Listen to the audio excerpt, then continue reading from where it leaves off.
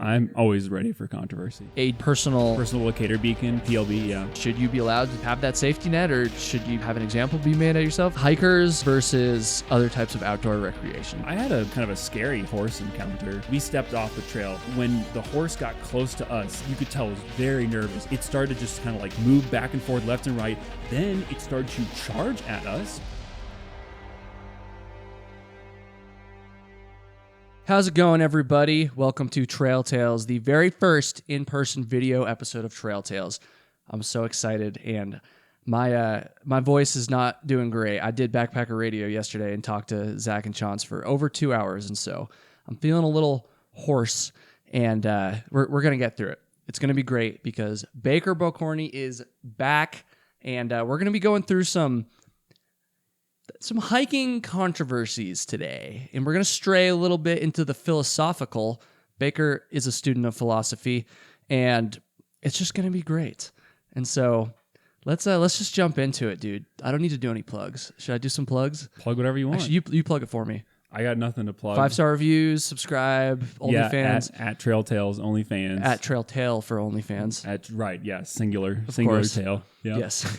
I mean, just in Backpacker Radio, go listen to Kyle's episode. That probably will be out by the time. I think it'll be out shortly. We'll see. I honestly don't know when that's coming out, and I don't know when this is coming out. I wasn't sure if we're gonna be able to talk about that. But yeah. It's no secret. It's pretty cool. That's why you're here, though. That's why we're in person, right? Yes. Yeah. I didn't come here all the way for Baker. No, that would be a total waste of time. Absolute waste of time. No, we're here in Colorado. We got some snow last night. Colorado. Yeah, according to TikTokers I've seen. But anyways, we're gonna be doing some controversies, dude. Are you ready to get controversial, Baker? I'm always ready for controversy. To be honest, I think controversy is a little bit of a loose term to describe some of the. It definitely works for some of the things we're going to talk about, but yeah, I don't know. We basically had some things that we wanted to talk about. Like I said, Baker was feeling philosophical this morning. Yeah, it's not necessarily controversial. They're just kind of, questions and kind of like things that are in it. There's a gray area. And maybe even a little ethics, straying into ethics. There's no straightforate answers to some of these topics. And that's what is interesting to me. Definitely. This is going to be one of those episodes where I really want to hear people's feedback because a lot of people are going to have thoughts on what we're going to talk about. And so another reason to watch on YouTube, okay? Like, I mean, actually, I guess if I'm pointing at you right now, you're already watching. Yeah. So if For you're people listening, who are listening, he's pointing at a camera that you can't see. So. Yes. So this is one you wanna be on YouTube, so you can give me a piece of your mind. We can see. I'm sure YouTube comments are going to produce an enlightened, a very cordial debate, because that's what YouTube comments are known for. Exactly. At least that's my understanding. I will say the people who listen to this show and the people who watch my stuff they're the best of the best when it comes to YouTube. That's true. YouTube comments, so I think it'll be just fine. I haven't seen too much bad stuff going on. No, we'll be good. Yeah. All right. First one. I think this is low-hanging fruit when it comes to controversies related to trail. And there's a couple different directions we could go with this one. Mm-hmm. This is just going to be, we'll start with the broad, just social media in relation to backpacking and thru hiking. And we kind of broke it down a little bit. And so, Baker, I'll let you start.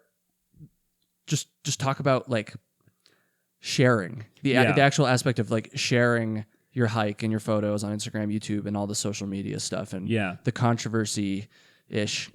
It is kind of controversial, honestly. Yeah. So basically, if a person walks through the woods and you don't record it, did they even walk through there? I've been saying that for years, dude. I mean, that's really what it comes. This is really what it comes down to. Pretty here. much. And I mean, it's something that I was thinking, and we'll get to this one later. It was basically how more modern technology influences the way that we recreate outside, compared to maybe before these technologies around, and the kind of ubiquitous ability to record yourself through audio, video, photos, etc. And then also the additional part of sharing those and the kind of the culture around sharing, your life experiences online. It does make me wonder, with the way hiking and outdoor recreation has become more popular in recent years. It's always been popular, but I feel like it's exploded. It's grown sure. a lot more, and so I think there's probably a lot of reasons for that. But I do wonder how much of it, in terms of, is kind of this drive to share it. And if you basically, the question is, if you couldn't share it, or if you were not allowed to, or if these mechanisms didn't exist, how many people would actually go out and hike? Would people bother to do it? And like, how many people are doing it if they literally had no ability to share? Would they still go and do some of these things that they're doing? It's interesting. Yeah. My hunch is I think a decent amount of people still would, at least in our little thru hiking community. I don't know if it's different with other like branches of outdoor recreation. But Yeah. I don't know. I feel like most people, I imagine you would agree. I feel like most people, when it comes to like thru hikers and backpackers, they're just down with it, dude. Like they're doing it because they love it. Now, obviously, I'm sure there's someone out there that is only doing it because they think it's going to get them Instagram clout or whatever, which is super silly because it's not going to get you that much. Yeah. But I don't know. I feel like when it comes to thru hiking, most people are doing it for a good reason. I think another question related to this is more how many people would even know about it if it wasn't for social media. That's something we brought up earlier. Yeah, that's a good point, because if I think of my more, education on how I learned about thru hiking, how I figured out I could do this, like what was the proper gear to bring, stuff like that. That was all through, mostly YouTube, and then the ultralight Reddit forum was a big one too. I went down. Yeah, that rabbit hole. Do you consider Reddit social media? I guess it's I don't know, adjacent. but basically, like that's a sort of like method of communication that would be non-existent pre-internet, like or at least not in that exact form. And so, yeah, I think that is a good point of like, if I think it's part of it is, this has made outdoor, it's made it more popular and more of a thing that people are aware of. And it's because you can communicate and you can basically learn about these really niche activities. You don't have to like find this group of people, like, or you don't have to like find them in person somewhere. You can like find them online essentially. Yeah. And so I think this is probably, it definitely expands to tons of different niche activities, but hiking definitely being one of them. And I think that, I think part of it is having all this confidence going out there. Like say you could find like one book on the AT, like that's probably going to have a lot of good information for you, but it's not, the amount of information and things I learned about before going on a hike was massive, probably way more than any one book or even like 2 or 3 books could have contained. I literally saw perspectives from probably 20 plus, if not more, probably almost like 100 different people, some of them a lot of content, like you say, it's like a YouTuber that puts a lot of stuff versus like maybe 5 or 6 comments from someone on Reddit. But either way, I got way more information. I got access to way more information, which eventually gave me the confidence, like, okay, this is not totally insane. I can actually go walk in the woods for 6 months. I probably won't die. It's probably just it's just as safe as normal life, if not safer in some ways. And so this is not a totally insane thing. Like it's totally reasonable. And seeing people, the ability to share so much of the experience, is the fact that I could consume that and get confidence that was going to be something I could do. Yeah. I think that's a huge part of why I was able to do it. Yeah, I've said it before. It's no secret. Like I learned about thru hiking and backpacking from social media, as I think is by far the number one way I would assume that people learn about it now. Yeah. And it's like, it just is what it is. And like, it is kind of, I think most people would probably agree that that's not a bad thing. But there's definitely some people out there that are like, oh, like there's too many people on the trail now thanks to the Instagram and YouTube, which, it's true that obviously it's contributed to more people on trail. I think it's debatable whether or not it's a good or a bad thing. I think it's a good thing. I get like the overcrowded, like I get that. And I've never been one to shy away from complaining about there being too many people on trail sometimes. Yeah. So like I get that aspect. But I think overall, we've probably talked about this before on the show. I think overall there's a net positive to society if more people are getting outside and more people are able to now advocate for the trails and, get involved in those ways. And I don't know, it's just good for you. Yeah. I would agree. I think there's the overcrowding issues is potentially like there's certain, like very certain specific spots will get like very overcrowded. And I feel like that can be kind of a problem. But other than that, I think in overall, it's definitely positive that there's more people being outside, doing something that's like pretty healthy for them mentally and physically. It's also, we're really biased because like for me, that's a huge outlet. Like it's a huge benefit for me. So I can't just project and assume that for everyone it is. But I think in general, that's why most people do it. Yeah, definitely. They're going to bother doing it. Give us your thoughts, everybody.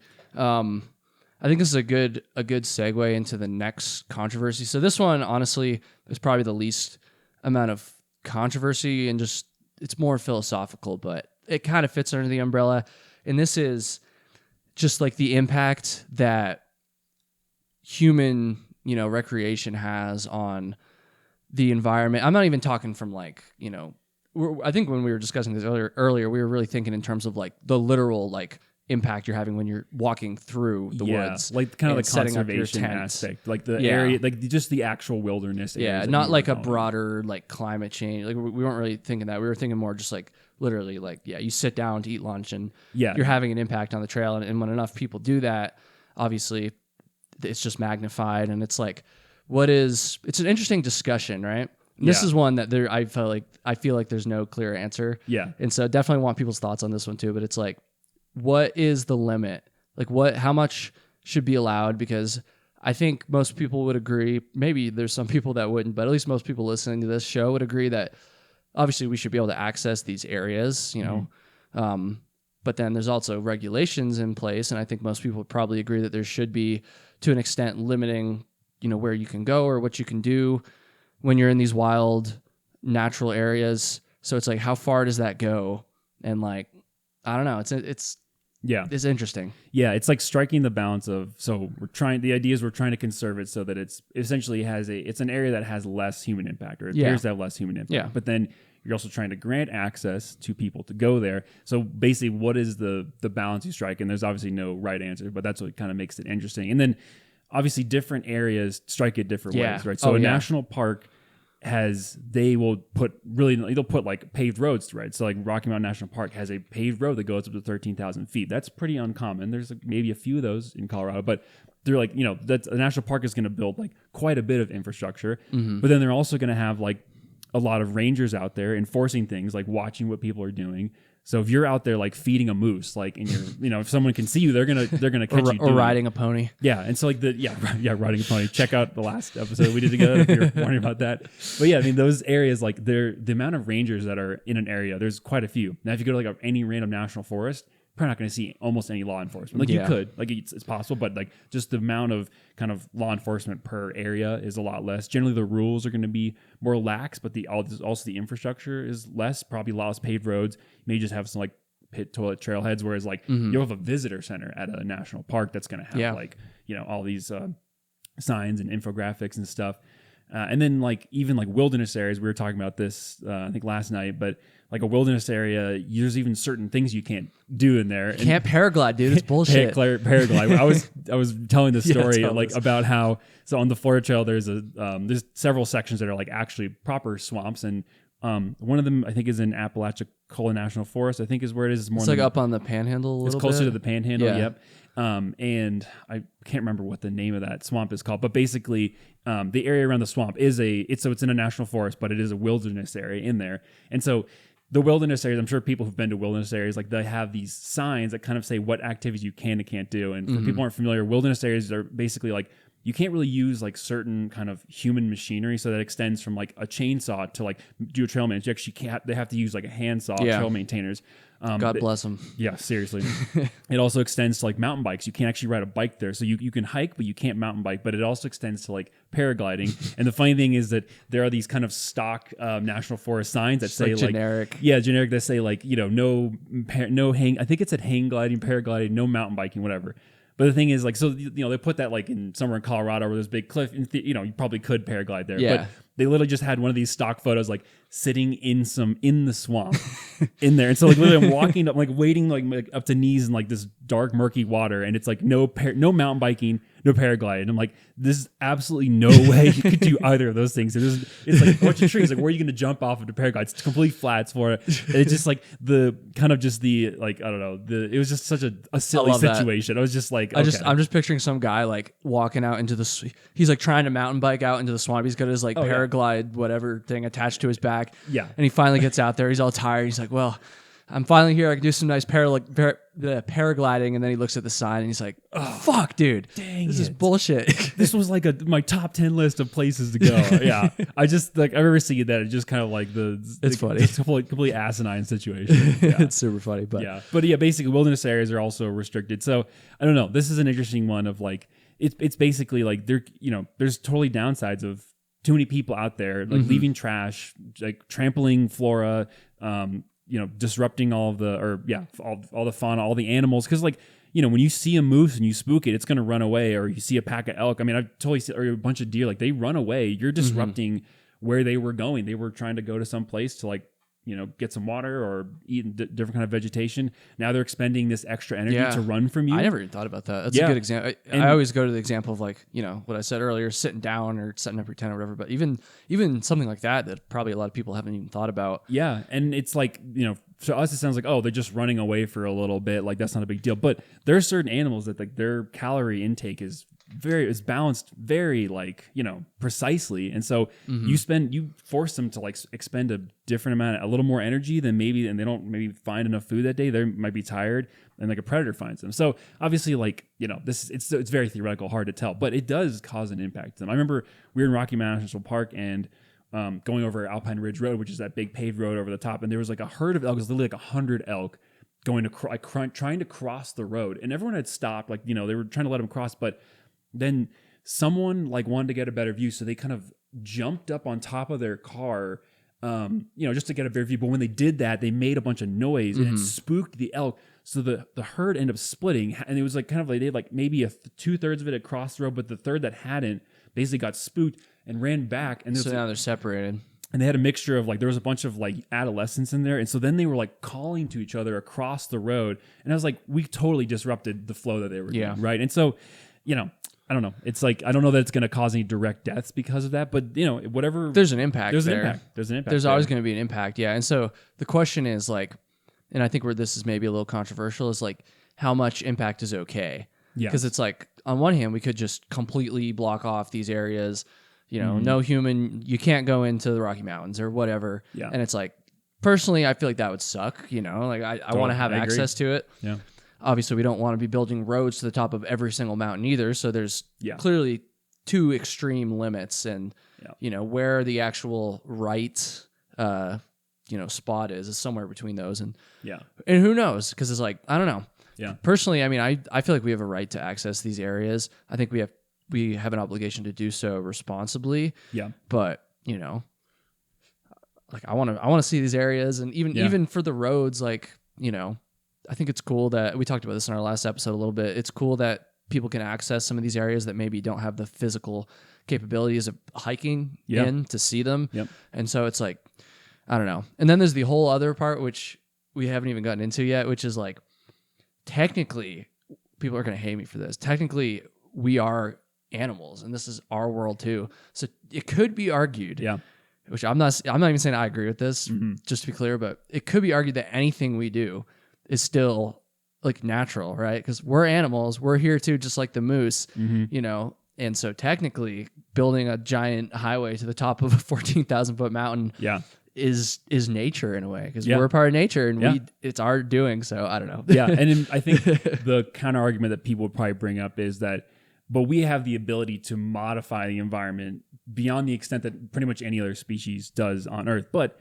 if you so there's a really fascinating book called Sapiens, and that book basically talks about how even from like when we were like just barely beyond primate stage, we've been modifying our environment. Like we would intentionally burn areas to clear it out for farming, or even before we were farming, like we clear it out just to like find prey more easily. So we've been modifying, and every animal kind of modifies its environment. Like you can find kind of elk trails through the Rocky Mountains. That's like, it's no humans walking on that generally. Yeah. It's just like these animals weigh like 500 pounds. They're stomping on the grass. They make trails, right?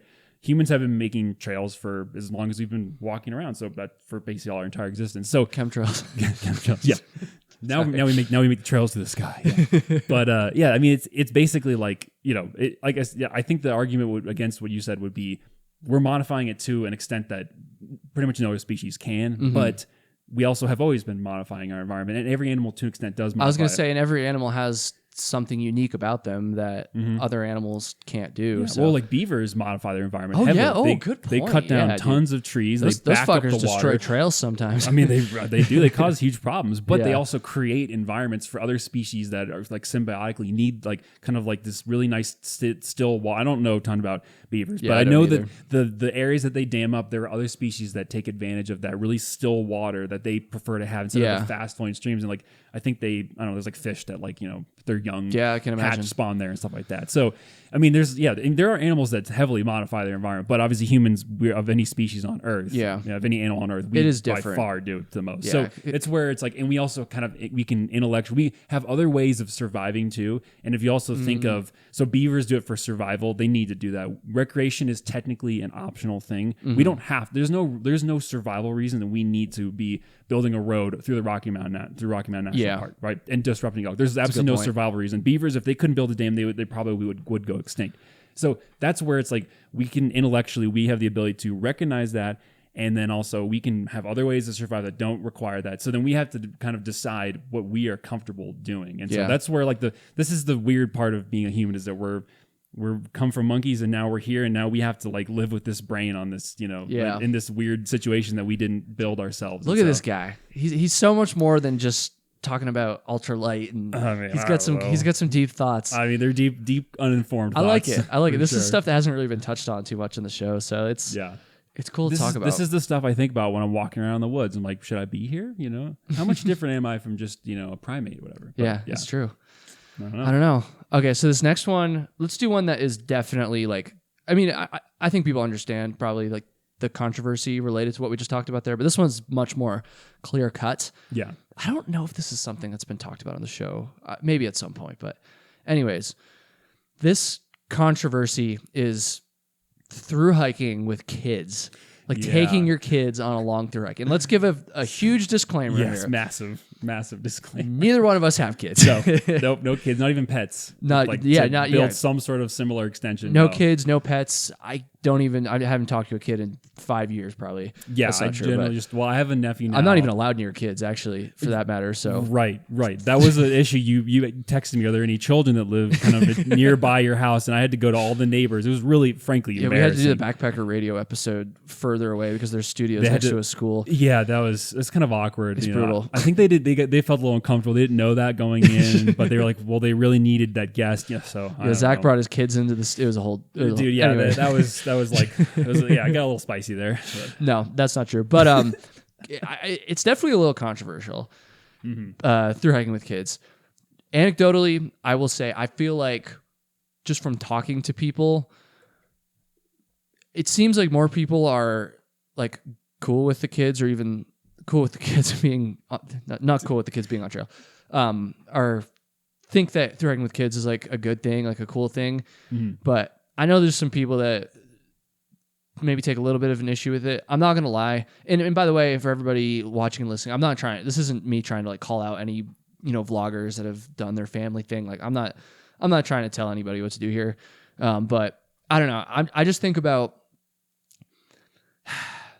it really is tough because as we talked about a little bit before we started recording, it's like there are definitely some like awesome things about it. Like it's clearly going to be an awesome experience that the kid is never going to forget, and like they're going to just get this like super unique opportunity. I mean, it's great to be outside, like all these things. At the same time, you're kind of taking them away from their friends for an extent. That's the biggest thing for me. Like when I think to when I was younger, I don't even know, we're maybe talking like, I don't even know, like 10, 9 years old down, like that kind of age, even a little bit older maybe. It's like you're taking them away from like time with their friends, maybe even school potentially. You're taking them out of school. Yeah. Honestly, for me, it's the time away from like my friends thing that I think about. But but obviously it's also going to depend family to family, right? Like I don't know. It's tough. It is. I remember on the AT we ran into. I'm trying to think of how many children I ran into through hiking. There was one in particular. Jessica says 3. I don't remember the other 2, but there was one in particular who we met in the Whites, and I think we were trying to guess today. I think she was maybe like 9 or 10 or something, but she seemed like she was thriving. To be honest, like when I saw that, I was like, that's such a cool experience. That is an absolutely unique experience that she will have. Most children will not have it. That I think really would benefit her, right? And it seemed like she genuinely wanted to be out there. Like it wasn't like her dad had dragged her out there kind through of thing. It was her dad hiking with her, and she honestly, it seemed like she was loving it out there. She was having a blast. She would come all the way from Georgia. She was in New Hampshire. She was almost done, and she was having a great time. Wow. But yeah, I could totally see others. Like the other thing we were talking about is like, children are obviously heavily influenced by their parents. So like, if you say, okay, the child wants to do it, but how much of that is like the parent encouraging you? The encouragement is good. Like it's good that parents encourage you to do things you are maybe uncomfortable with or like a little apprehensive about, because that's what pushes your boundaries, and like you have experiences that you wouldn't. Like I know like my parents would make me do things and I was like, oh, I don't know if I want to do that. But like in hindsight, I'm like super glad they did. Like I totally benefited from it. So it's kind of hard to know, like, is the parent influencing the child because they just, for them, it's convenient. Like, oh, now I can bring my child. I don't have to like, I solved this huge problem of like, I really want to, it's a difficult problem with your parent. You want to go out and do this, but you have this obligation to a child. So like, how do you make that work? And so basically, I think, it's difficult to kind of distinguish the amount of influence the parent has versus the child actually wants to do it. But I don't know. I can totally see like developmentally, like not being around your the kind of your peer group. And I think if you did it for like multiple years, like if you essentially kind of missed like a lot of your childhood, I feel like I could see that being a problem. But I think if you do like, she was going to do like one summer, and I feel like that was like, if she was going to do that one summer on the AT and that was going to be blast, I think that would be totally great for her. Yeah, I agree. Yeah. I don't know. At the end of the day, we don't have kids, and so it's difficult. Our opinions on this mean quite basically nothing, let's be honest. But there's also like, I think Jessica mentioned the physical element of like physically your body's like developing and growing a lot, like what that maybe does to you too. So that was kind of another thing that we've thought about. I didn't even think about but again, that, that's something we're even less informed on since we're not medical doctors. Yeah, so who knows? But yeah, I don't know. It's definitely a little controversial. If you have thoughts on this, leave it in the comments. All right. The next one. Hikers versus other types. Versus. That's there we go. That makes it controversial. We are in opposition. This is a competition. We're trying to create controversy. Basically. That's true. Okay, versus then. Hikers versus other types of outdoor recreation. So it could be mountain biking, it could be like horseback riding, hunting, off-road vehicles, stuff like that. Backcountry croquet. Alpine water polo. Have you ever seen those? That is a controversial one. Alpine water polo is a damn. That's I don't know, man. They're dragging all their gear up there.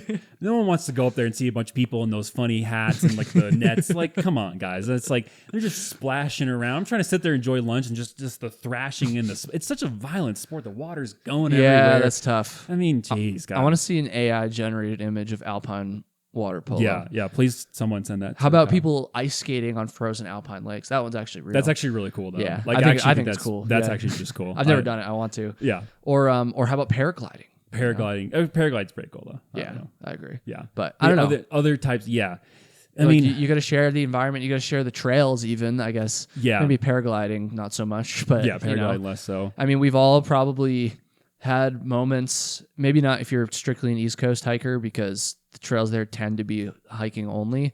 But out west, especially here in Colorado, it's like you're sharing the trails with mountain biking, or mountain bikers certainly. Do the trails here allow for, I mean, I'm sure it varies, but like horses, for pack animals and stuff? Yeah, definitely. So like you're really sharing the trail with, a lot of different types of outdoor recreation. Yep. There's hunting, which is another one, which I guess, generally speaking, they're not hunting from the trail, hopefully, but they'll use trails to access. And I don't know much about hunting to be clear. It's probably pretty obvious, but they'll use the trails to access. Like I have had times back home up in the Northeast where I'll be hiking during hunting season, and I've walked by like hunters before, like carrying their rifles and stuff. They weren't actively hunting. They were going to or from transiting. And so well, there's also like here in Colorado, we've got lots of Forest Service roads, so you'll see hunters driving ATVs.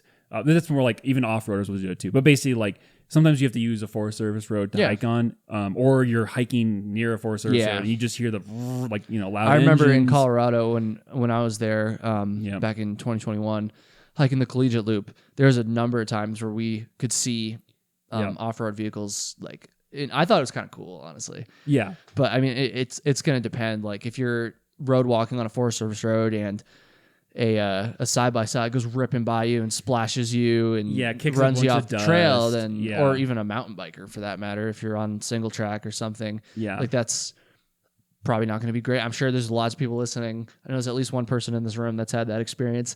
She's off camera, but or like even like with off-roading, the camping setups are like a lot bigger usually, sometimes noisier, like because if you drive your car up there, you can bring like a big stereo and you can bring enough power to power that thing. And like, so I've definitely had times when I'm like, the interface of like an off-road area and kind of like a backcountry recreation area. And like, maybe I had to camp near there, and you're hearing like a much more noise than you would from like people who had backpacked in, I guess, which is, obviously there are people who will bring in they'll backpack in a loud stereo and blast that too. But I feel like I don't know if this is like just this might just be kind of like my bias, but I've also noticed like with off-roading areas, if you're on a forest road, like there's a lot more trash, I find. Yeah. Than like a single track trail. Like that's not, and I'm sure there's exceptions, but you always see like mangled parts of vehicles. I feel like I see that all the time on like roads, which is like, I mean, I get it because you're bumping along, but you always find like stuff like that. I find like you find more trash, and you also find larger items of trash because it's the kind of stuff that if you were carrying it yourself, you would never bring it in there in the first place. Yeah. But in a vehicle, you bring it out there, but then you don't want it anymore. Like I remember, I think I packed out like a big like fragment of like a bumper or something like that. Wow. You know, and it was just like, and this was weird. I was actually off trail and I found it on the side of a hill, and I was like, it was just like so. I think it was there must have been a road somewhere. There was a road up there, and probably like snow over time had moved it or whatever. There was a road like nearby, but basically, I remember I was like, this is so ugly. Like I'm literally like not even near. If I see it on a road, I'm like that might be kind of cool to me. I'm not gonna lie. I mean, if it's like a really old one, maybe it wasn't that old though. So that's another. This is we'll talk about it in a second. But basically, like that's another ancient controversy one. But basically, like I don't know. To me, I was like, this is so unsightly. Like literally not even near a trail. So I like kind of was able to strap it on top of my bag and carry it out. Okay, but you mentioned so old. I think we may have talked about this, but at what point does trash just become historical? That's a good point. Yeah. Yeah. And when does graffiti become like, okay, so like cave paintings are essentially graffiti, right? Mm-hmm. And I'm not saying that I'm not saying they're bad, like they're low quality, but basically, but they're essentially like they're like shitting on the artistic abilities of like these like or that they're, and I'm not saying that they're as invaluable as like modern day graffiti, but what I'm saying is like functionally they're the same. And so at what point does trash and graffiti or leftover old houses become interesting history versus like just trash, right? Or like I remember like Joe and I were hiking once and we ran into like a cabin in the woods and there's like this old rusted bed frame, you know. If that was really cool. It's like, wow, there's like and also it was a huge pile of like tin cans. It was trash, totally trash, but it was so cool, old. It was like, this is a mining thing. And I remember another time we were hiking and we ran into basically like, it just looked like it was a cabin and inside was like an outdated kitchen is the best way I could describe it. Like there was a very modern electric stovetop in there. And I was like, that's just trash. Like it looked like it was from like the 90s or something. And I was like, this is just trash. Like this is not interesting. It's not like a wood burning stove. It's just like it looks like if you went to like an outdated apartment and somehow that stove got into like the middle of the woods, like that's trash. And so, but in like 100 years from now, that could be kind of cool. Oh, that's history, right? So I don't know. That's interesting. Yeah. I haven't really thought about this much. I feel like. Yeah. And that's, again, it's not to like imply that things that were created thousands of years ago from people who have been native living in the lands are like that they're not valuable. They absolutely are completely valuable, but it is an interesting spectrum of like when something becomes old enough to become historically interesting versus like you were lazy and left a piece of garbage out here. Yeah, exactly. So damn, that's it. And they're all on the same spectrum in theory, but obviously like they are completely different. Yeah. So it's like, oh man, yeah, and the middle zone there is where it gets really weird. That is super funny. Yeah, I love it, dude. I don't know how much trouble we're gonna get if we get you canceled. That's not that bad. Hope not. Anyways, so let's go back to the like sharing trails. Yeah, I think sharing a trail with like, I mean, I think Jessica pointed out the mountain bikers. Those are I think the toughest when you're on a single track because especially if they're going downhill. Yeah, they're if they're fast. Like ripping. Yeah. And like some cyclists are more respectful than others, right? And so that's the thing is like some people are going to be totally fine and you're not going to have a huge issue. But there are people who are just like absolutely bombing it down. And they're just like, they're basically assuming you're going to get out of the way because otherwise you're both going to have a bad time. It's like a mutually assured destruction thing. It's like who's going to like blink first. And I guess the person who's walking can jump out of the way faster. But still, it's kind of like, hikers don't do it to each other. We don't like. I mean, I guess even like trail runners. You haven't seen the way I hike, dude. Well, that's true. That's true. No. But now that I think about it, this guy hikes. He's insanely fast. Get out of my way, motherfucker. But to be fair, trail runners though, I always feel. I've done that to people before. I feel obligated to step out of the way of a trail runner. Yeah. And I mean, functionally, it makes sense if you're bombing it down on a mountain bike or even on foot. It's hard to slow down, and it's definitely way easier for me struggling uphill to just step aside. Yeah. I mean, it makes sense. I don't. See, when I say that I've I've come up on people quick. I never mind. Not that I'm like some trail runner. I'm not really timing myself or anything. So I guess it's a little different. But I never mind like stopping for a second or like slowing down. Actually, usually when I see somebody up ahead, I'll always start walking if I'm running. But yeah, it is kind of annoying when they don't get out of the way. Yeah, that's a whole different. Yeah. But anyways, I don't know. There definitely are. The reason I think sharing trails with different types of recreation is somewhat controversial is because there's definitely people out there that don't think that mountain bikes should be allowed on certain trails. And horses and pack animals is another big one. Like I definitely heard people complaining about that on the PCT, which I honestly probably only saw 4 or 5 different groups of pack animals, and sometimes they had like a shit ton of animals. Sometimes it was just like 1 or 2. Yeah. But I definitely know people that aren't super stoked on that because they're like shitting on the trail. Oh. That's probably the biggest reason, honestly. Yeah. Yeah. And well, I had a kind of a scary horse encounter when I Really? was hiking New Mexico once. There was like maybe 5 horses, and there's like 5 people riding them, and they had like maybe was one of them was just loaded down with gear, or maybe a couple just had gear. So they basically were going in like camping. It was like a Friday afternoon, so they were like going out for the weekend. But one of these horses was like really spooked of people, I guess. I don't know. Basically, it was coming at us. We stepped off the trail. And when the horse got close to us, you could tell it was very nervous. I mean, it started to just kind of like move back and forth, left and right. Then it started to charge at us. Oh, geez. And all the riders are yelling at it. He's like trying to like get it under control, but it's like charging at us. And he thankfully like, I don't know, controls it or whatever. It didn't obviously end up attacking us, but it literally charged at us. That's sketchy, dude. It's a humongous horse. It was charging at us, and then eventually it did stop. But I mean, it was clearly like very upset that we were there. And I was like, man, don't bring a horse that's like that poorly behaved. Yeah. Like I don't know. Obviously, like I'm sure you have to train horses and take time and stuff like that. But that's something that like I had never thought about. Like because usually horses are super chill. They just like go on past you, and yeah, they leave a giant pile of shit behind them. But I was like, you just step around it, and it's not that big a deal. But the one when I was like, the idea that a horse could injure me because it's like misbehaving. I was like, that's not something I expected to happen, that was kind of weird. Yeah, that's sketchy. I've never heard of that happening. But Dude, I mean, horses are super deadly. If you get behind one when one kicks, like you can easily die. Massive freaking animals. They're yeah, humongous. So I forget who it was. Somebody brought this up to me at one point. I can't remember if it was on the show or not, but I feel like horses and pack animals could be beneficial even to hikers because they could help with trail maintenance potentially. That's true. Do you know if that's a thing that's like happens? Right, it is. Yeah, I think so. Yeah, because that's like a benefit that. I forget who it was that mentioned it to me, but the first time I heard that, I was like, oh yeah, I never even. Again, maybe it's because I'm mostly East Coast, but like I was like, I never even thought about that. And so before that, I was honestly, I don't think I would have actually gone as far as to say horses shouldn't be allowed, but like I was definitely kind of like, fuck these horses and whatever. But I don't know, and it's like. I don't know. What do you think? Should mountain bikes and horses?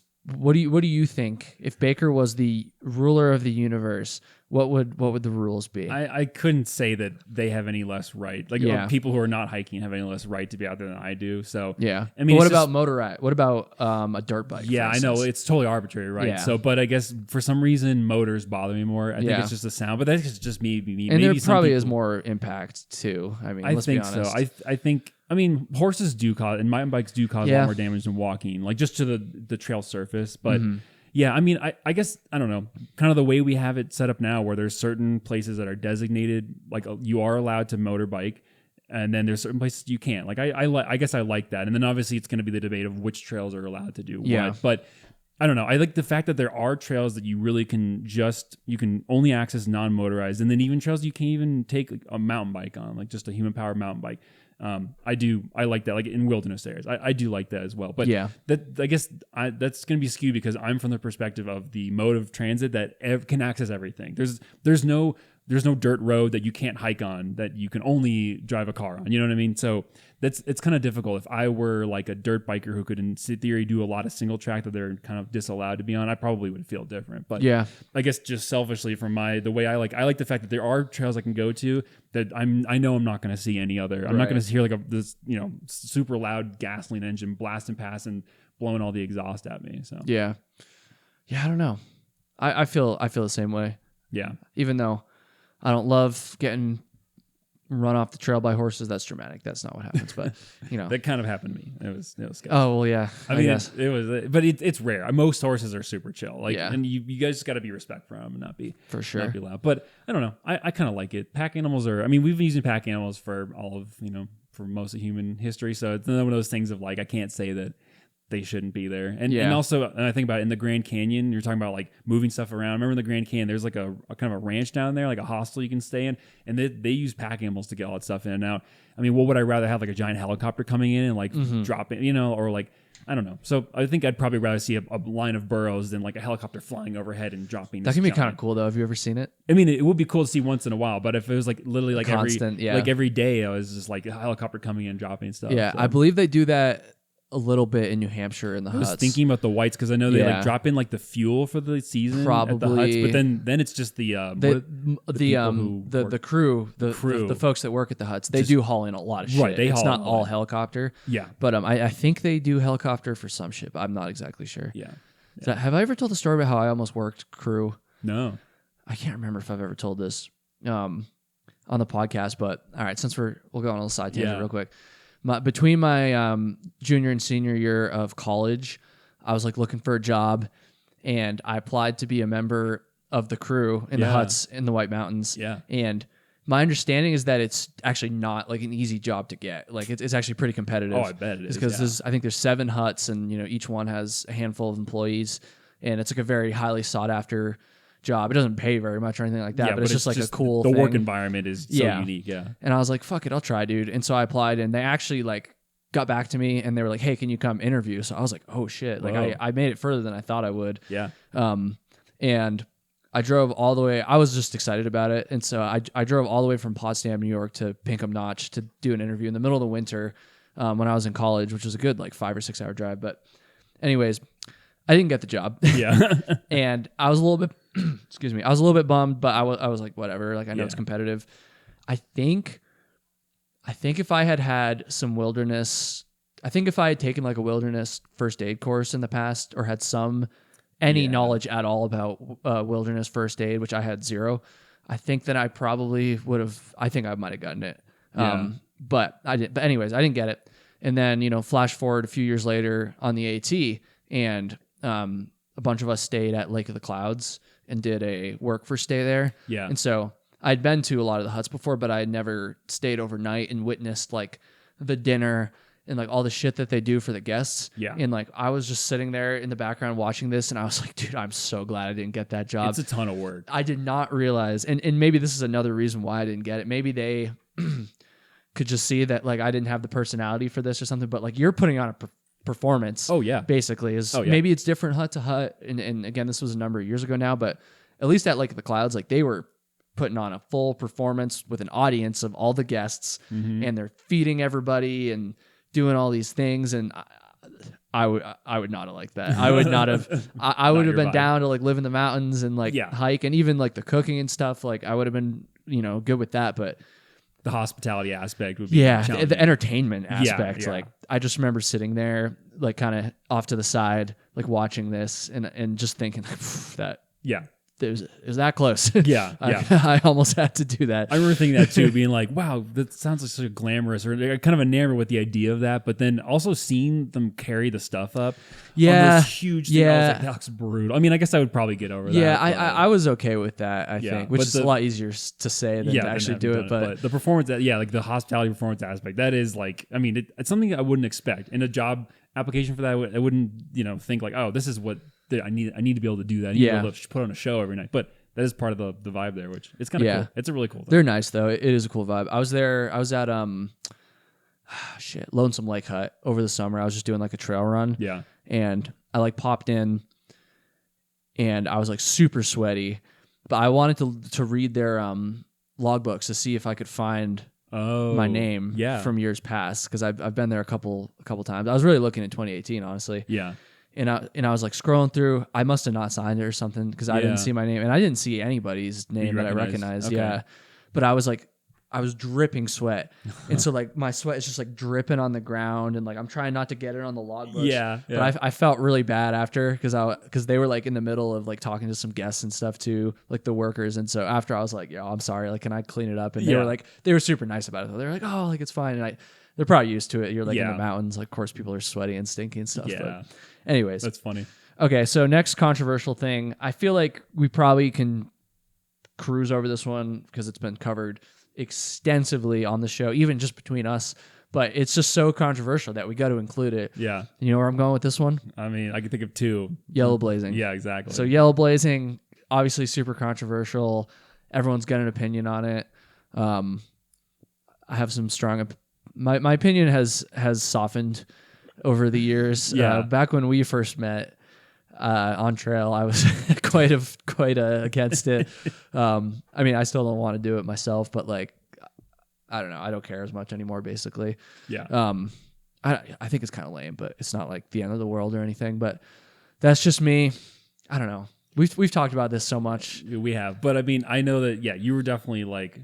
I love how after I started talking about this, you crossed the arms, closed off body language. Because I'm defensive, because I did yellow blaze like 75 miles on. Well, but here's the thing, and again, I'm pretty sure we had this exact conversation Probably, before. I think there's a difference between what you did and like the yellow blazing that actually bugs me.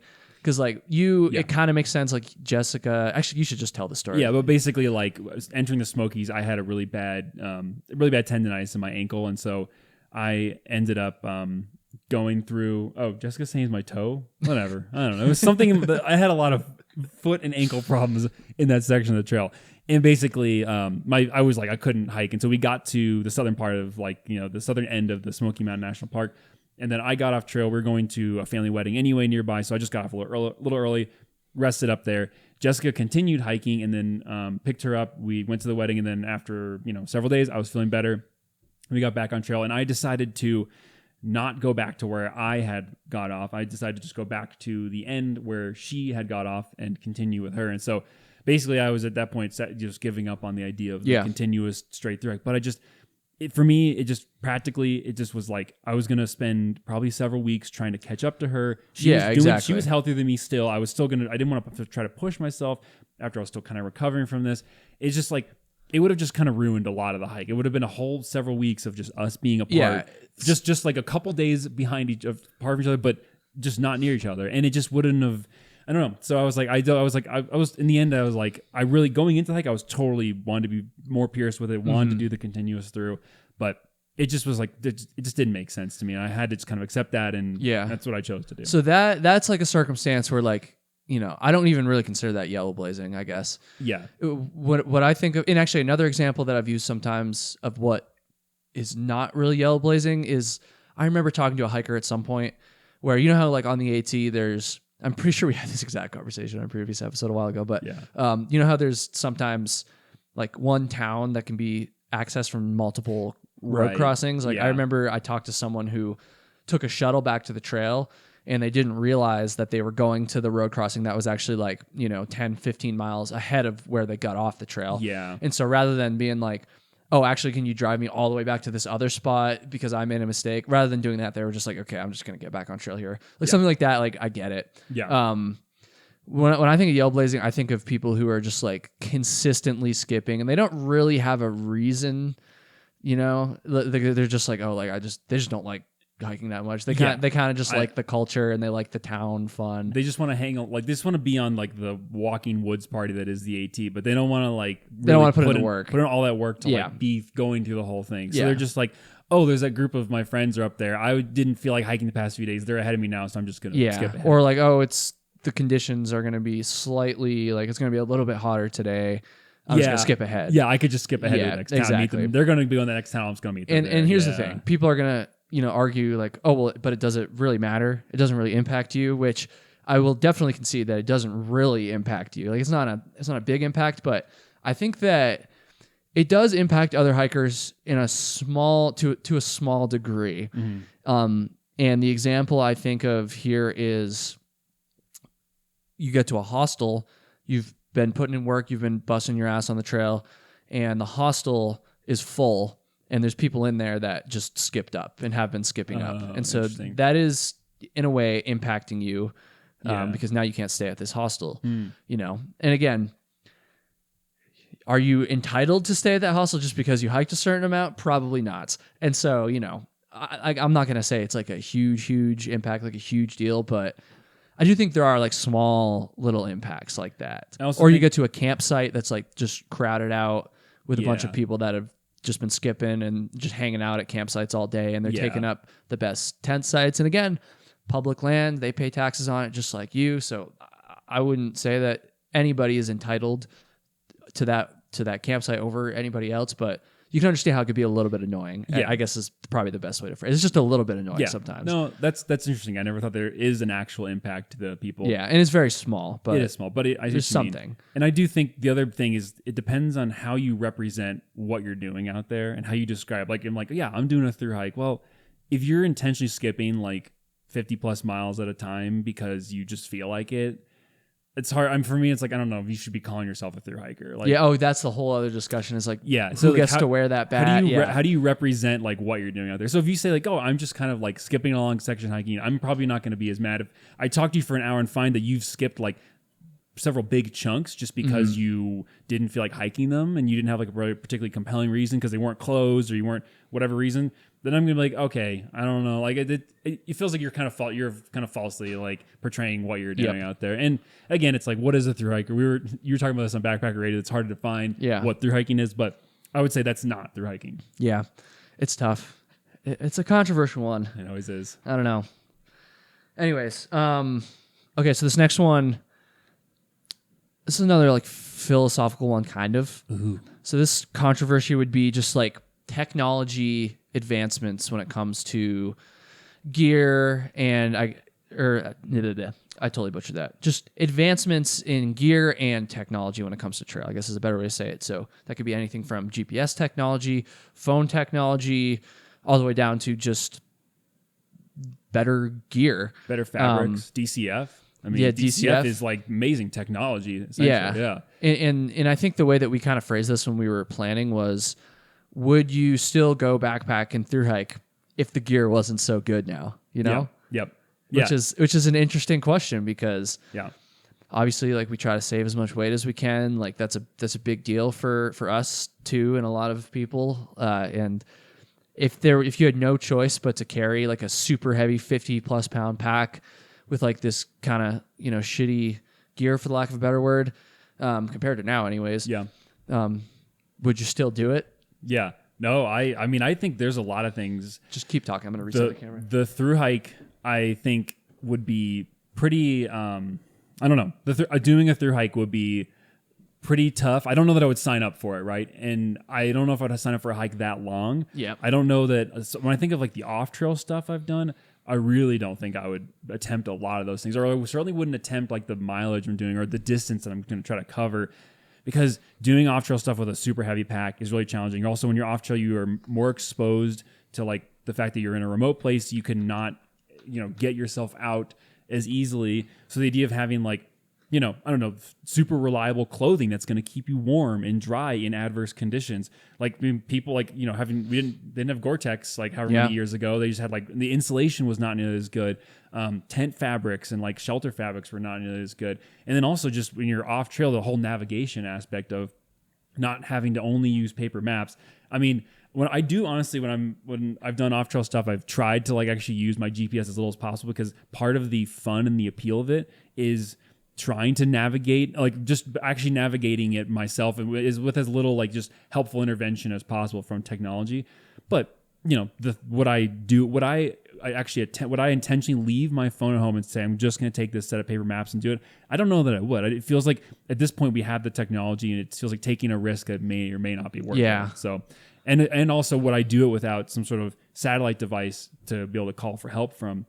I don't know. I mean, I think that a part of why that type of recreation has become so popular in recent years is because you can do it so much more safely. I mean, that's and comfortably, frankly. You're not having to carry the 50-pound pack just to carry everything you really need. Like we can carry the same functionally, you can carry the same thing in like a fifth of the weight with like a 10-pound base weight. And that 50-pound pack doesn't give you any more advantages. In fact, the gear probably works even better, even though it weighs less now. Yeah. So I don't know. I think probably a lot less people, and probably myself included, would be doing either none of what we do now or a lot less of it, or like I agree, less dangerous versions, less ambitious versions of like how far you're going, where you're going. I mean, certainly a simple day hike around here. Yeah, I probably, if I had a nice well-marked trail system that has the maps, when you turn every corner, yeah, I would probably do one of those without a GPS. Yeah. But I don't know that I would do. I don't know if I'd do the AT. I don't know that I would do like, certainly the off trail stuff is where I'm like starting to think. I don't know. That's probably where I'm drawing the line. Of like, that's too dangerous. Definitely. Yeah, it's interesting. I was on my way here actually on the plane. I was reading a book, and I don't remember that. Jessica, can you please look in my backpack on the couch there? There's a book. I can't remember the name. I want to make sure I get the name in there. Yeah. It's basically just a compilation of different adventures gone wrong in the Northeast. Desperate Steps by Peter W. Kick. Yes. Oh, cool. And one of the stories in there was actually about the first time a personal GPS Personal beacon, locator beacon, yes, PLB, yes, was ever used. And it was actually in the cool. Adirondacks, Oh. which I'd never heard this story before. And it was actually, I guess, kind of controversial at the time. Like, they weren't even sure if they were going to allow these devices. I guess they were being tested in Alaska for a while. Okay. And then it was the early 2000s that they actually allowed them to be used in the rest of the country, I guess. But it was actually kind of controversial, I guess, when this guy used it. It's actually an interesting story because he ended up using it twice. Oh, for the same incident? For 2 different incidents in the same spot. It's a long story. Oh, yeah. But I don't know. I feel like at the time there was discussions about whether or not we should even be able to do this. I think people were worried about it potentially straining the resources of like search and rescue, which I think now obviously it's going to vary jurisdiction to jurisdiction, but I think it's fairly safe to say that they have the capacity, generally speaking. Of course, there's probably going to be certain agencies that are more overwhelmed than others, but you know, I don't think it's had the impact that people were worried it would at the time. But it's also just like the ethics of it. If you hike yourself in and you get yourself into trouble due to mistakes that you've made, you know, should you be allowed to just have that safety net, or should you have an example be made of yourself? Personally, I don't think that's a good thing, but but these are things that people were talking about at the time, and there's an argument to be made that you shouldn't need to rely on that, right? Or you should accept the risk that if something bad happens, you may not survive, right? Or something terrible might happen, you might get seriously injured. So, you know, there's other ways to mitigate that. Should you be going in a group? Should you be bringing extra gear? Or should you be just being more conservative in what you do? So like you have to basically, maybe spend a lot more time outside, get a lot more experience, really know an area, and then you start to push those limits. Whereas I feel like, I go to areas I've never been to, but I've got this amazing software and technology that like lets me figure out better than people who like probably have like went there a bunch of times. I know way more than they ever could have, just because I have all this technology in my pocket. So I think it certainly, I think the slippery slope is it enables people to take more risks. Yes, exactly. That was another big part of the controversy. Than they would without, and that is a completely valid concern. And they're basically just going to rely on or just assume that someone will come in. It makes you feel more bold knowing you have this like safety net. You can press this button and someone will come get you. And so, you might take more risks than you would have otherwise. Yeah, and I think about that every time I go out and I have my GPS. I'm thinking or the satellite messenger really specifically, I'm thinking what risks am I willing to take? And I mean, it's inevitable that I'm going to consider the fact that I have one of these as part of my safety system and all the backups of like things I'm staying safe. But at what point am I just really enabling riskier behavior than I should? It's like, it's almost like you want to carry it, but pretend you don't have it. Yeah. But it's like when you're out there and you're trying to make a decision you weren't really anticipating as you planned it, like you can't ignore the fact that you do have it, right? Like it's like you can't just, you can, but like sometimes it really, in the back of mind, you do know you have it. You can't actually pretend you don't. I don't know. For me, like, to be fair, most of my hiking was done before I got one of those devices. But since I do have one now, I don't know. I would be so embarrassed if I had to press it. And to be clear, I'm not saying that people that have had to press it should be embarrassed. I'm just saying, like, I think I would be. Yeah. I don't know that I would be embarrassed because I know that the situation, I would be so desperate to save my life that I would be like, I would have no shame at that point. But like, what if, of course there's always a chance that something completely out of your control happens. But like, I do feel like in a lot of these cases, this is generalizing, but in a lot of these cases, some sort of poor decision-making is what led to them needing to press the button, especially as I've covered a lot of the stories on my main channel now. That's not always the case, to be crystal clear, but definitely not. There are definitely a lot of the circumstances, and sometimes it's even mistakes that anybody could have made. Sometimes it's stuff that they probably should have known better. So it really widely varies, but I don't know. I just feel like I've always told myself, like, if I can get out under my own 2 feet without dying, like, I'm doing that first before I press that button. Like, that is the literal last resort. Yeah, I would agree with that. Yeah. I'm gonna go pretty far to get myself out, but if it gets to the point where I'm endangering other people around me who are trying to help me, or if it's like really like this is gonna get dicey, then I'm gonna use it. Like I'm not gonna. And the other thing is that most search and rescue people, like they always say like you should go, like, please use it if you think you're gonna need to. Please use it. I mean, the reason that they like volunteer to do it is they want to save people. I think the last thing they would want is to have a missing person case and they go out and find them and they had a device they didn't use. Yeah, that's a good point. I'm actually glad you brought that up. So because I think that's, from what I've seen, most search and rescue groups do tend to say if you do need to use it, please do. Don't be worried about the embarrassment of it. But before you go out, think about, don't just assume that, this is my get out of jail free card kind of thing. Yeah. Like for dangerous situations. Yeah, that's a good point. I'm glad you brought that up because it's like, obviously, like I just said there, I don't want to use it unless I absolutely have to. But at the same time, it's like if you wait too long to use it, and then eventually you do use it, but maybe if you had used it earlier, like then it would have been easier for search and rescue, and you would have been straining earlier them in less. the day, earlier before a storm's coming in. Now you're endangering people because you're making them work at that's night. A good point. I didn't really think about that too much. Sometimes it's like, and also just give them more time to like, figure out the resources and all that. Yeah, maybe that's something I need to think about a little more. I feel like it was I could be wrong. I think I remember watching Homemade Wanderlust's video about how she ended up hitting the SOS button, and what I recall was she was having some sort of issue with her heart or something like that. Did you watch that? Jessica, I think, kind of like explained it to me, and but I mean, it sounded like it's pretty like scary. In the moment, she wasn't like in like immediate danger, right? Like she wasn't having a heart attack, but she feared that she wouldn't be able to hike out without putting herself at extreme risk. And I seem to recall, I could be wrong. Someone leave a comment if I'm wrong about this, but because I could be thinking of a different story, but I seem to recall that she or that the rescuers had later told her that she did like the right thing, because she had actually talked a little bit about how she was kind of embarrassed to hit it, and the rescuers telling her that she did the right thing because it could have potentially been worse if she had waited and then had to press it later. Not only worse for herself, but worse for everybody else involved with the rescue too. So, well, they might show up to like a situation where she's critically ill and like she needs to get to the hospital within like 30 minutes or she'll die. Or it's like, okay, you're not doing well, we'll get you out, but we have time. This is not like an urgent thing. Yeah. And you wouldn't want to put the rescuers in that situation of like,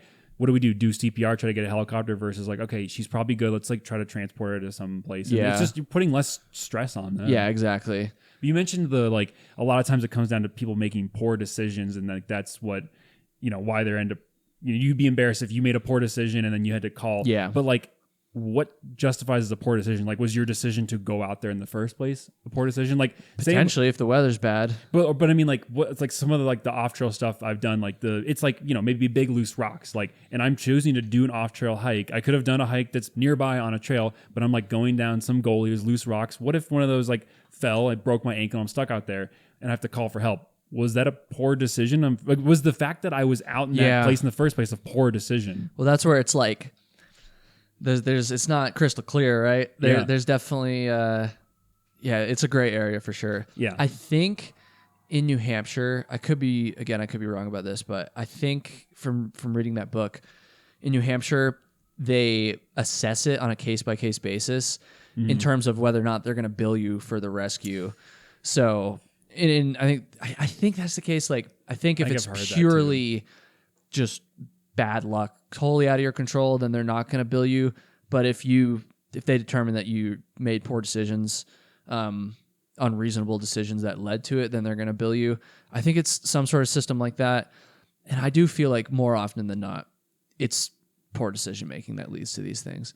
Yeah. But not always. Definitely not always. In your example, it's like that's a tough one. If like a rock just comes loose, because it's like, well, I was walking on that terrain, and maybe I was walking a little faster than I should have, and I didn't check that rock as close. I mean, it's like that could be a poor. In theory, I could avoid that. I could have gone a little bit to the left and avoid that big loose rock, but I was tired and I didn't think about it. But was it a bad decision? I mean, it's hard to be out there in the first place. That's basically the decision: is should you have even gone in the first place? I feel like that one's a little bit harder than like a lot of the cases, especially in New Hampshire. And again, I'm just thinking about this book because that book is about the Northeast, not just New Hampshire, but a lot of the cases from New Hampshire are people that went up into the mountains despite an obviously bad forecast, or people that went up obviously without the proper equipment to keep themselves safe in the conditions. Yeah. And those cases are pretty easy. I think with that. I agree with to that. be like, okay, your decision making led to this, but yeah. Then there's some, I guess, like an animal attack, for instance, would probably be very out of your control for the most part. Well, of course. What were you doing? Were you like getting close to a grizzly bear to get a better photo? See, that's true. But I know what you mean. Or like did you not store your food properly? Yeah, like there's definitely exceptions. But like rock fall. So you're literally just walking under like I don't know. There's a cliff face and the trail goes by. A rock could fall on you, and like that's basically totally chance. So like that's what almost happened to us on the PCT. One thing I wanted to say is you mentioned the cost in New Hampshire. Yeah. Just to be clear, I think New Hampshire and then maybe New England in general is kind of an exception there. Of like you actually maybe need to pay for search and rescue services. I'm pretty sure, like, I definitely know in Colorado, I think basically everywhere else in the U.S., Really? you do not need to pay for it. The reason is because people will think this is going to cost me so much money, And then they won't call for help. So again, double check that, like wherever you live and wherever you recreate, double check what the local kind of search and rescue group does there. But I know in Colorado, like they say very clearly, you will not need to pay for it. And that's because they don't want to discourage people from calling for help if they need it. So because they don't want to think like, oh, it's going to now, obviously the medical services, like if they bring an ambulance, they bring you, search and rescue brings you to an ambulance, or if you get on a flight for life helicopter, that you may incur costs there. But the actual search and rescue people coming up and extracting you and getting you to safety, that is, you generally do not. I'm glad you specified that. Yeah. So, and then in New Hampshire too, they have these things called the Hike Safe Card that you can buy. yeah, I don't Colorado know how much has it. that too. They do. CORSAR, it's Colorado Search and Rescue. So it's not obligatory. You still get free services, but yeah, you can. It's kind of like they're trying to encourage people to help fund that system. My understanding with the Hike Safe Card in New Hampshire, and I'm not sure. Let me just Google it real quick. I'm not sure how much it costs or what exactly it is, but my understanding is that it basically. It's kind of like insurance, I think. If you do need a rescue, then you won't get charged, is my understanding. Right. Let's see. Yeah. Buy your voluntary Hike Safe Card today. Search and Rescue supports New Hampshire Fish and Game. $25 per person, $35 per family. The card is valuable for anyone hiking, paddling, blah, blah, blah. People who obtain the cards are not liable to repay rescue costs if they need to be rescued. An individual may still be liable for rescue expenses if the actions that created the need for the emergency response meet criteria set forth by a link to legislation that I don't want to click. Essentially, if you were like extremely negligible. Yeah. Yep. Which, so again, I don't think that's even in Colorado. You can be as negligent as you want, and you won't have to pay for search and rescue. Sick, dude. No, no, don't be negligent. Don't do that. I believe we have one more. All right. Controversy. This is, what is the point of hiking?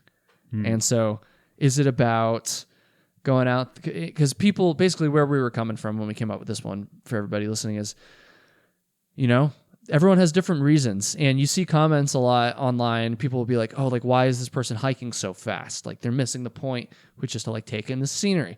And then for some people, the point is to like go out there and push yourself physically. And, they're not as concerned with the views and stuff. They're more concerned with the physical challenge, and that can be taken all the way to the extreme with these people that are going for FKTs and stuff. So like, what is the point of hiking? And this is kind of controversial because I think there's multiple different camps, like I just outlined there, that people fall into. Yeah. And so I don't know. This also ties into kind of what we were just talking about with the search and rescue of, so I guess if you say like maybe the point of hiking is like, some people would say it's for exercise, right? Which certainly I think that's a very valid benefit.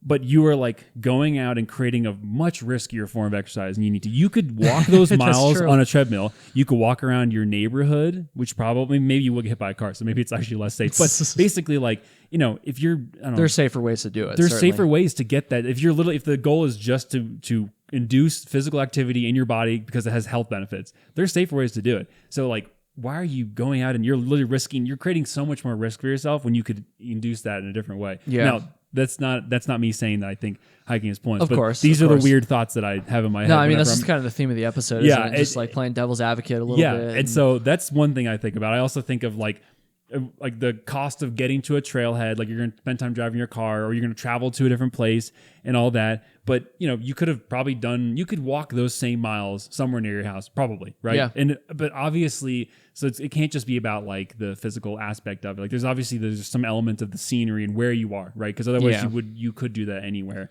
And I think that is like, that's just like what because some people don't want to do that. Some people prefer to walk around their neighborhood than on a trail because they don't like the adverse conditions that Mother Nature throws at them, which I completely understand. There's certain places I definitely don't want to walk. Like I probably hiking across Death Valley in the summer, I'm probably not going to do that. Nope. So, I mean, hiking a 14er in the winter for me, probably not either. That would be there's probably some of those, I don't know a lot about them, but there's probably ones I wouldn't even want to do in the summer, the ones that you gotta do like the climbing and stuff. Yeah, there's some that are like, I mean, truly objectively dangerous. And that's another thing, even if you're gonna say I'm gonna go on a hike. So decide I'm gonna go out and climb summit a peak. you pick like a dangerous Colorado 14, or you could pick a much safer one. There's they run the gamut of objective risk. Even if you have perfect weather both days, the objective risk, like the environmental hazards there, there's a huge spectrum of danger there. Yeah. And so it's like you could easily be like, you wanted to just get on top of a 14er. Why did you pick Little Bear, which has this like big gully that rocks are known to come flying down? You could go to like, a quandary that's just like you can walk up to the top. You're going to get to basically the same height. You're going to have similar views. You're going to get a kind of a similar workout, but the experience is obviously there's a qualitative aspect to the experience that you can't just quantitatively assess, essentially, because quantitatively. Yeah, well, because quantitatively is like, oh, how much elevation gain did I do? It's the first time that word's ever been used on this show. Okay, yeah, but I mean that's kind of the part of it is like basically there is a qualitative aspect to it, because Little Bear is this incredible thing where you're trying to go up this. Like, I mean, I haven't done it, but I agree. Little Bear is incredible. Little bit, yeah. Little bit, yeah. The peak. I'm talking about the peak here, but yeah, it's like it's the technical challenge of it. It's the fact that it is riskier, right? That's kind of another interesting aspect of it is like. Things that like you did that knife edge hike over Katahdin, right? There's other ways to go up Katahdin that don't involve that. I mean, that's and it's like, but why did you do that? Well, like, I'm sure part of it is the fact that there was an element of danger, right? Yeah. I mean, same with like even like skiing or mountain biking, how fast you go downhill. Why do people bother going so fast that when they fall, they badly damage themselves or die?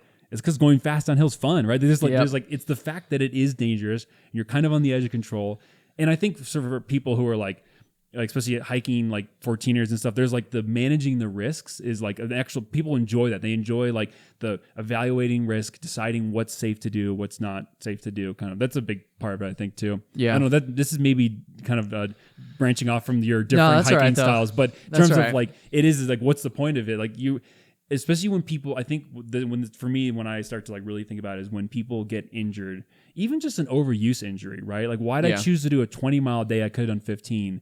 That's when I start to like, I think when people take risks and they get injured or they die, people question why were they doing that? Like, did they really need to do that? That's where I think this gets like kind of really fast, really interesting to think about. A big risk that people take all the time is hiking by themselves. Like, it's I'm not going to say that solo hiking is dangerous inherently, but I mean, it definitely is safer to go with somebody else. Yeah. And in the comments all the time on my mystery videos now, I get people saying like, why was this person hiking by themselves? Why are they, no one should ever hike by themselves. And like, I don't know, it's just part of the risk. Yeah. A lot of these people don't understand that, right? This stuff too, that most of the time you can't get someone to go with. There are a lot of time anyways. Yeah. And so for a lot of people, if they don't hike by themselves, they're just not going to hike. Yeah. They're not going to do it. And so I don't know. There's a lot there, but yeah, dude, I love this. This is a great episode. This was unique for Trail Tales, and I'm here for it. Good. Baker's got some deep thoughts, man. I'm telling you. Just a bunch of nonsense rattling. Look at his shirt. I mean, he's got the Live Simply shirt. I know. This is like, Yeah. I'm just projecting how much I like to think about nonsense stuff all day. It was a little subliminal message to me that this was going to be a different episode. But no, this was great. I think there's a lot of good insight here. And again, at the end of the day, this is all just, speculation, and we're just rambling, and, there's probably not like too much concrete stuff that people can take away from this kind of thing, but if anything, I think it just makes you wonder. Yeah, and I'm sure that a lot of people listening have thought about these very same topics and have probably wrestled with a lot of the same stuff that we wrestled with in this episode. And so, yeah, everybody watching and listening, like, I want to hear your feedback on this one. Yeah, let me know what you think about all, some, or none of these topics. And Baker, thank you for coming on again. You're welcome. Was really sick. You're welcome. Thank you. Hopefully this doesn't look like shit. This is my first in person, so this is all totally new. In fact, I want to show everyone the setup here because this is just hilarious. I'm gonna take a quick little video. Come on. Oh yeah, we can see what this is basically just our kind of dining room area that we've fabbed up to do it. So I guess we'll just. I mean, this is not a proper studio, so if it looks bad and if it sounds bad, then you don't blame Kyle.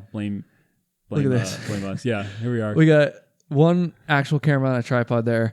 We got Jessica's phone on an ice axe. There's an ice axe, strapped to a chair. Yeah. So we got this camera just propped up by some board games. It's quite janky, but it's all good. If it looks bad, don't blame Kyle. You can hate on Jessica and I. No, I'm grateful that you guys went to all this trouble. Hate on Kyle. He chose to do this. He didn't have to do it here. No, this was fun. This is a lot of fun. So thank you, Baker. Thank you, Jessica, too. And thanks so much, everybody, for watching and listening. If you made it this far, You got to hit that subscribe button if you haven't. Slam it. And if you're listening, 5-star reviews, dude. I was on Backpacker Radio yesterday. They're knocking it out of the park. I told them, I was like, I'm going for that distant number 2 spot, but like, no, that's not true. I was take them down. I was flattering them. We want to take them down. Destroy them. And I'd love to come back on, Zach and Chance, if you're watching this, but we're going to take you down. No, we're not. But we do want to pump those numbers up. So a 5-star review, leave it on iTunes, Apple Podcasts, Spotify, whatever your app is. We're trying to pump those numbers up. I want 1,000 5-star reviews on both Apple and Spotify. We're halfway there on Apple. We got some. We're getting there on Spotify too. But anyways, thank you so much for watching and listening, everybody, and I will see you next week. We did it.